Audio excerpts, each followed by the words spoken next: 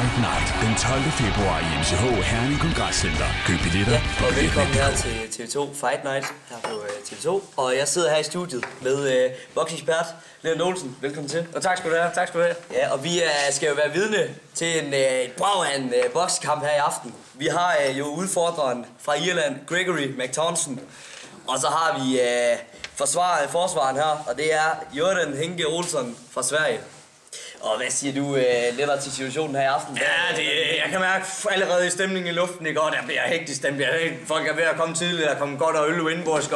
Så det er en spændende kamp. Vi har to modsatte bokser, en ung opkomling mod en gammel og rutineret, så det bliver spændende, ja. Ja, og hvis vi nu kigger på den første boks her, det er jo Gregory McTownson. Udfordreren, ja. Og han er fra Irland.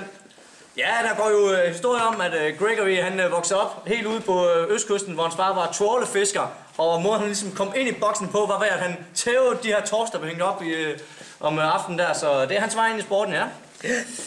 Ja, og du siger det med, at han har tævet fisk. Det var jo egentlig også, det var jo årsagen til, at han kom ind i sporten, som du sagde. Han er kun 22 år gammel, den lille irer her. Og han har bokset 17 kampe. Hvoraf at de 10, det er på knockout. Ja, og her kan jeg jo supplere igen og sige, at han havde jo også en god amatørkarriere, hvor han er blandt andet op at vinde OL-sølv, og taber en meget, meget tæt kamp mod italieneren Panucci i 12 omgange i OL, ikke også? Så det er en god bokser, vi har her, ja. Og han er altid kendt for sin meget, meget højre savklinge, som han selv foretrækker. Ja, en højre, den er lidt tydelig at se, den kommer langt ud, men når den rammer, bam, siger det, ikke? Og den har lagt mange KO ned, det har den helt sikkert der. Det er rigtigt. Og han har en vægt på de 89 kilo, som jo er en super vægt. Og her kan vi så se irlænderen Gregory McTownson her i de sidste forberedelser inden kampen, og vi kan se, at han er tændt. Han er den rutinerede forsvaren. Og han bærer på titlerne WBA og WBC, som jo er tunge titler, som han skal ud og forsvare i aften. Ja, man kan jo sige her som ekspert, den eneste, der mangler i aften, det er jo Ibrahim Badingo fra Uganda, som sidder på den sidste titel i går. Og rygterne i kulissen går allerede nu, at vinderen af den her skal op mod Ibrahim. Så det bliver spændende at se, hvem der får lov til at møde ham senere på året. Ja. Og Jordan Henke, han er fra Sverige, som sagt, fra noget, der hedder Hamner. Nordsverige, ja. Nordsverige, ja. Og så hans baggrund, den er jo lidt sjov, for han har været tidligere ungdomskriminel, og det var simpelthen i et slagsmål, så vidt jeg lige kunne forstå. Ja, rygterne siger, eller historien går, at han som 14-årig går på gaden, har lidt problemer uden noget kriminelt, og så simpelthen nogle fyre, der kommer op og vil røbe ham, og så giver han sgu en par på hovedet. Og det rygterne sådan en lille by som Hammer går stærkt, og den lokale boksetræner får fat i ham, og så kender vi jo godt historien, kan man sige. Så gik det rigtig stærkt. Ja, det må man sige. Han er de 32 år, men han bokser stadigvæk. Ja, altså er knap så hurtigt som udfordreren, det er helt rigtigt, men gennemrutineret, og så har han jo rutinen med sig, ikke? Og han skal ikke ind og udfordre ham med det på hurtigheden, han skal ind og bokse 1-2 kombinationen væk igen og holde sig væk fra tårne og sådan noget, det er rigtigt, ja. Jordan Henke Olsson, han har bokset 41 kampe, er det blevet til. Han har tabt 1, og der skal det lige siges, at ham han har tabt til, det er Gregorys træner, som er Jeppe Sørensen. Jeppe Sørensen, den gamle danske kæmpe der, og nu en legende inden for boksetræning. En legende allerede nu i så til unge alder, ja. Og vi har lavet lidt research på ham, og vi har egentlig ikke kunne tage sådan et move fra ham, som han gør i hver kamp. Vi har egentlig bare skrevet her, at han er faktisk bare bum stærk. Ja, det er, og vi ser jo flere gange i hans kampe, hvor han er ude i 10., 11., 12. omgang, og der bliver han ved med at slå lige hårdt. Det er ikke noget med, at paraderne falder, det er ikke noget med, at de kommer bam siger det. Så hvis Iren han går lidt død i 9. 10., det kan han jo, han ung, uerfaren kommer til at få meget energi, så skal man passe på, for så bliver han altså ved med at slå også i 12. omgang.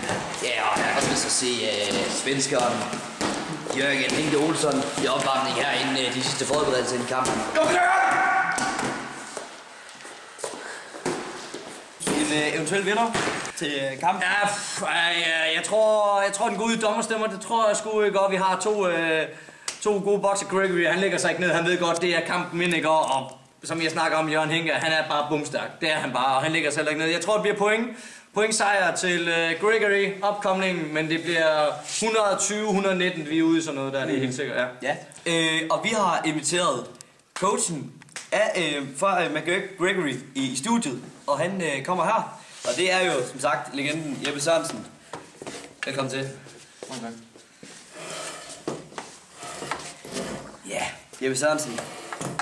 Du er jo blevet træner for den unge Gregory McThompson. Ja. Hvad er han levet op til dine forventninger? Jamen det gør sgu.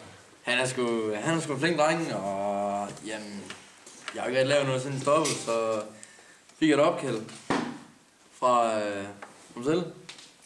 Jeg må ikke lige prøve at vise mig frem. Jamen det kan du godt komme over til Danmark og lige, og jeg tænkte bare, jamen han er nok bare endnu en tosse. Jeg tænkte lige, han kan sgu slå hårdt, den knæk der. Tænkte jeg, han kan godt lige føre til noget stort. Ja, der er jo den berømte savklinge, undskyld jeg afbryder, den berømte savklinge jo højre hånden. Er det noget, I arbejder specielt op til kampen? Vi har jo set Jørgen Henke Olsons parader gang falde. Er det noget, I har haft specielt fokus på op til kampen? Ja, også det. Også det. Kan du sige mere af det taktiske overvejelse, I har haft? Jeg kan ikke sige så meget mere, altså. Men altså, ham svensker gutten derovre, han er jo en... Ja, jeg har selv vokset mod ham, og ja. Ja, det er jo... Jeg var en hård nød at knække, men altså, han kom sidst, men altså... Ja, for der var I ude i de 12 omgange. Det var vi. Og det var en rigtig hård kamp. Jeg kan huske, at jeg selv sad og så den. Og... Det er jo det, man kalder en legendary fight. Altså, den er virkelig op blandt Tyson, den er op blandt Sugar Ray Leonard, den er op blandt alle de store, den der. Det var også den gjorde også ondt i mange uger, det gjorde den nok, men altså... Det er som man, altså... Ja, det er sådan gamet der. Det er det. Jørgen Henke, bumstærk, holder i alle tomme omgang, ved vi. Hvad med fysikken? Er du bange for, at den unge komet kommer for stærkt ud og ikke kan holde det sidste omgang? Ja, det har vi snakket meget om, og jeg er overhovedet ikke bange for, at han kan udgive sig for meget, fordi at det er han klog nok til, og det er ikke tvivl om, han nok skal er han i sit livsform? Nej, han bliver bedre. Han er sammen god. Ja. Hvordan har du trænet ham op til den her kamp? Nu kender du jo selv Jørgen fra din tidligere bokskarriere. Hvordan har du også taktisk, men også fysisk lagt op til den kamp her? Jamen fuldstændig som vi gjorde med mig selv. Tur til Norge, fjellene, ud og gå og løbe, bærene og brænde og noget. Er det ikke rigtigt? Jeg var sådan ikke han derovre. Det er hårdt, og det er sådan, det skal gøre. Lige et sidste spørgsmål, inden vi skal have næste gæst i studiet. Er han klar? Det er han. Han har aldrig været mere klar. Mange tak skal du have. Selv tak. Ja, og så har vi Søren også inviteret træneren fra Jørgen også ind. Og han kommer her. Velkommen til. Tak. Ja. Ja. Nu hørte du lige snakket med Jeppe Sørensen her lidt før. Ja. Hvordan er dit forhold til Jeppe? Jeg elsker godt med Jeppe. Solid bokser. Høj bundniveau. Ja. Hvordan har du lagt Jørgen op til den kamp her? Syretræning.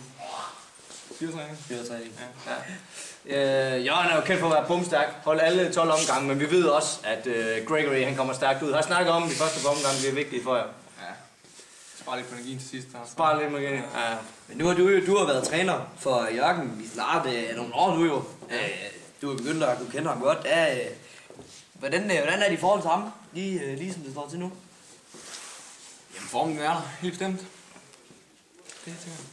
Der er jo rygte om, den der vinder kampen skal møde Ibrahim Badingo fra Uganda i en virkelig boksekamp. Måske i The Grand Theater i New York. Er det noget rygter, du kommer ind og kommenterer på her? Nej. Kan jeg komme til ham? Nej. Nu har pressen jo omtalt Jørgen lidt her i en kamp, om han skulle hans storhedstid skulle være over. Selvom han bærer på de utrolig store titler her, VBA og VBC. Hvad har du at sige til det? Det må I tage med Jørgen selv. Det kan jeg ikke kommentere på. Hvordan har du selv lige nu? Der er nerve på, men jeg tror vi vinder. Tak skal du have. Og held og lykke. Mange tak. Ja, og det var så småt. Faktisk, vi to, vi havde... Ja, det var det faktisk. Og jeg kan kun sige, vi kan mærke energien, vi kan mærke det syder. Det kan vi helt sikkert, og jeg kan mærke, det bliver en god fight. Der er nervøsitet. Det er der helt sikkert der, og man kan se Henkers træner er meget formelt, ikke? Og vi er ikke ude med alt for meget. Han ved godt, det betyder rigtig meget en kamp der, og det er helt sikkert, at begge to har Ibrahim Badingo kampen i baghovedet. Det er helt sikkert. Ja. Så vil vi så småt rundt af herfra studiet.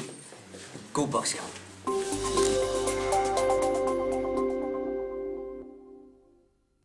Anden siger rap, rap, rap, rap, rap. Jeg giver ikke betalt for det lort! Hold kæft! Hold kæft! Ha' en god dag, John. Hej, John. Hold kæft! Hold kæft! Hold kæft! Hold kæft! Hold kæft! Hold kæft! Hold kæft! Hold selv kæft. Hold kæft! Jeg forstår godt, du er træt af at betale for tv-kanal, du aldrig ser. Men det er slut nu, for du skal have bokser. Med bokser så bestemmer du helt selv, hvilke kanaler der skal være i din tv-pakke. Tak! Selv tak! Hold kæft! Bokser. Endelig bestemmer du selv. Nej. Ja. Så bliver han færdig, ham med Viasat, mand. Det er bare top luksus. Jeg fatter bare, hvordan folk de har råd til at lade andre gå og installere for sig. Men det koster 0 kroner. Du skal fandme da bilde mig ind, du kan få den tyk til at komme helt herud på Lars Tønskids mark og lægge installere for 0 kroner. Hoved over blok. Jeg har selv læst det. Og hvor har du læst det i 9. klasse på planteskole, eller hvad? Nej, og den varevogn der. Kan du heller ikke se Viasat? Så ring nu på 77 33 6000 og lad os installere alle de fede digitale kanaler. Det koster 0 kroner og 0 besvær. Fejler du noget? Nej, noget der kan lide med. Fik du hans nummerplade?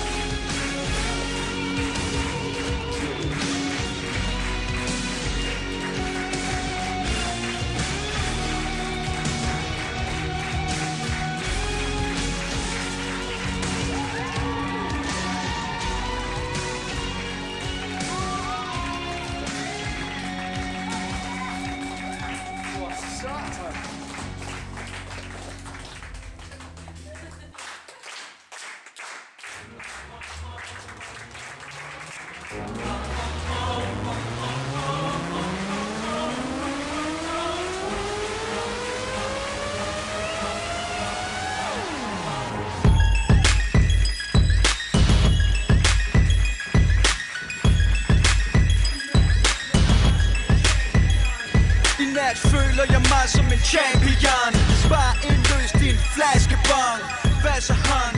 Ja, det done. Der har salget op til mit medalje. Hello people and welcome to TV2 Fight Night. Our two boxers tonight. In the blue corner, the Iron Man from Sweden, the old boy, Jan Heike Olsen.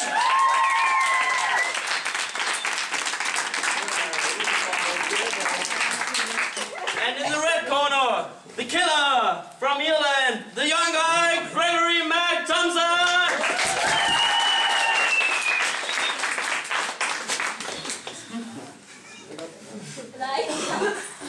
Come on, Gregory! Are you ready, Abby? Ja, og velkommen til den her box-event. Mit navn er Hans Larsen, og jeg sidder her i kommentatorboksen sammen med jer her i aften. Great memory! Nice, Gregory! Ja, og det er jo tydeligt at se, at de begge to er kommet utrolig hurtigt ud af startklodserne her i den her kamp. Og der er Gregory! Okay, jeg er en rigtig fantastisk boksekamp indtil videre. Nej, de har taget den med storm alle sammen. Det er fantastisk! Og der er 5 sekunder tilbage af denne første omgang. Ja, i KK-hallen. Og der lyder klokken. Og første omgang. Og så kan vi se, at vi kommer ind her med... Hvor godt det der! Og det var en hurtig første omgang. Der blev allerede gået til stålet. Og der kan vi se nummerpigen, og det er i det kaskade. Og nu skal vi i gang med anden runde. Dommeren han er klar. Og der lyder anden runde. Så vi går i gang her. Og de to folk. Det er det unge talent, der er fremme af startklokkerne først. Men der kommer rutinen ind. Rutinen kommer ind. Der bliver gået til stålet. Der bliver gået til stålet. De kommer bare sådan. De får...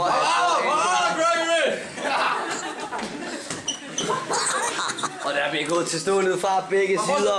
Ja, det er dejligt at se. Og der kom højre savklinge, som jeg snakker så meget om. Og der lyder anden omgang, og der er et slut. Hvem tæller point? Der er ikke nogen tæller point. Der er ikke nogen tæller point. Ja, det er ikke engang sjældent dommer. Sæt på den nok. Hvad er det? Der er ikke nogen tæller point. Vi holder alle sammen sådan lidt øje. Vi må alle sammen lige holde lidt øje. Jeg tror, det er Gregory, der er lidt foran.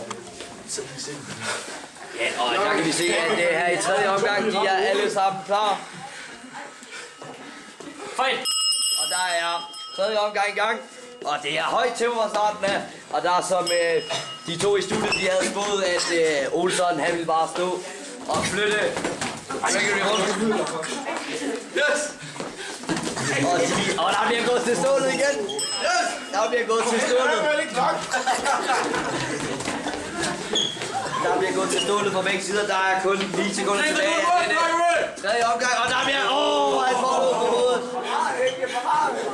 Og han giver paraderne. Det er den gode gamle. Og der lyder klokken fra tredje omgang. Okay, altså min Gregory, han fik 4 ind den her gang.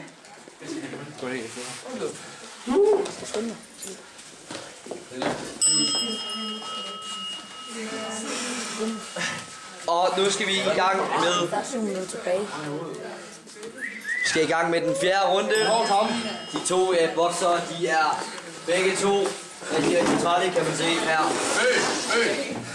Jeg prøver lige selv, hvor mange slag han får ind på... Slag er bare slag i hovedet. Og de er klar igen. Og der er godt i gang. Det er fjerde runde. Og der bliver gået til stålet igen. De laver begge to med rigtig godt modarbejde. Og publikum er ellevilde herinde i KBH-hallen. Det er super godt at se. Der er god stemning, og de krabber helt. Og Olsson er nettet. Kom om! Der kommer ind. Hvad fanden? Tid? Nej, er det? Og der er 4 sekunder tilbage af dette fjerde omgang her i KBH-hallen. Og der er det slut på fjerde omgang. Lækkert!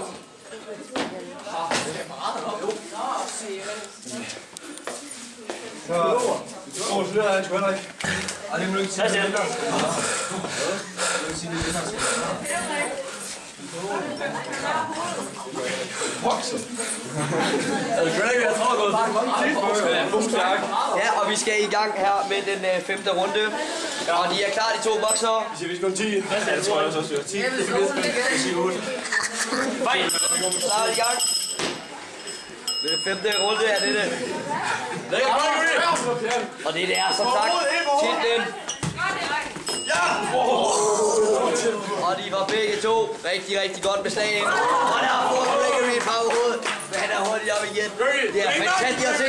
Hvilken stemning der er på det. Og der kommer han ind i sydnettet. Jeg synes rigtig, at Gregory får presset ham rigtig godt ud. Og der er nu 10 sekunder tilbage i denne 5. omgang. Og det koger han i KBH-hallen, jeg kan godt sige dig. Det er altså, han går frem mod sydnettet. Fantastisk godt. Og der er det slut på 5. omgang af denne fantastiske boksekamp. Og der er nu 5 omgange tilbage. Det er 6. omgang nu.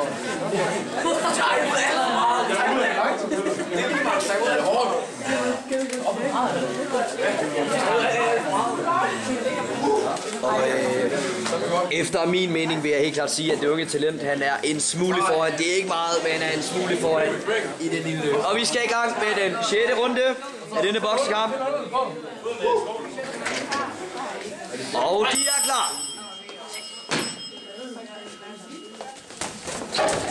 Og det er fantastisk. Og begge to er startklodserne.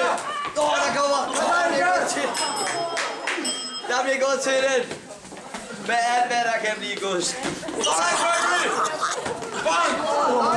Og der bliver gået til alle begge. Du får så nogle på hovedet begge 2. Fantastisk boksekamp indtil videre. Det er helt vildt. Og der er nu 5 sekunder tilbage af denne 6. runde. Af denne fantastiske boksekamp. Og der slutter 6. runde. De er begge to helt færdige.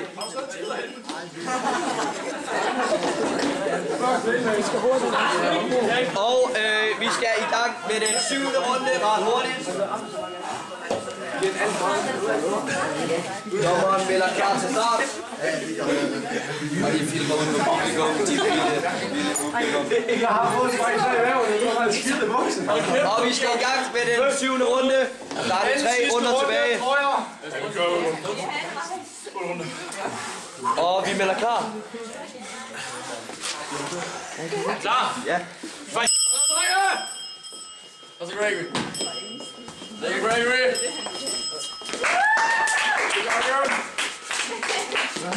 Og der er rigtig... Det er rigtig klogt bokset af det unge talent fra Irland.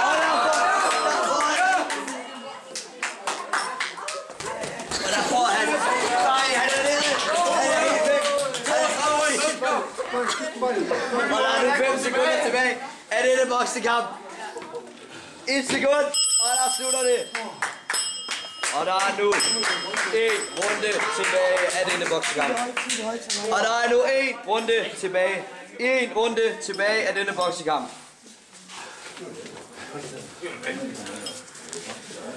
Og jeg kan ikke se nogle yderligere skader på de to, men jeg kan se, at Olsson han er ret langt nede lige nu. Men jeg kan så til gengæld også se, den irske kæmpe, han er også ved at være træt. Og vi er klar til den sidste omgang her i KBH. Vi skal have noget stemning på fra publikum, og vi er klar. Og der er vi klar med den sidste runde. Det bliver spændende, rigtig spændende her i KBH-hallen. Og der er Olsson går frem med fodspillet, men bliver med det straffet af McGregory. Og Olsson skal til at frem af nu, hvis han skal nå det. Og de skal starte til. Og der kommer det. Han fanger ham. Og der spiller han tilbage. Der er nu 6 sekunder tilbage af denne kamp. Og de går begge to frem. Og han fanger ham. Og der er det slut. Progress is doing it very well, but there cannot be 2 winners. So the winner for tonight in points 133. Gregory McThompson. Fantastisk resultat her i KBH-hallen. Og de er ellevilde. Det er det unge talent. Det vil sige, at nu er ejeren af MMA og BBC det unge talent, McGregory McThompson. Og det vil så sige, at nu går der så rygter om igen. Om 3 måneder skal den næste boksekamp stå mod Ibrahim, som kæder den sidste titel. Vil du tage nogle billeder? Og vi vil så småt til at runde af med nogle billeder her i den sidste bokskamp fra KBH-hallen. Tak fordi I kiggede med. På gensyn. Vi kalder ham World Champion. Vi slutter herfra. Og KBH-hallen fantastisk boksekamp.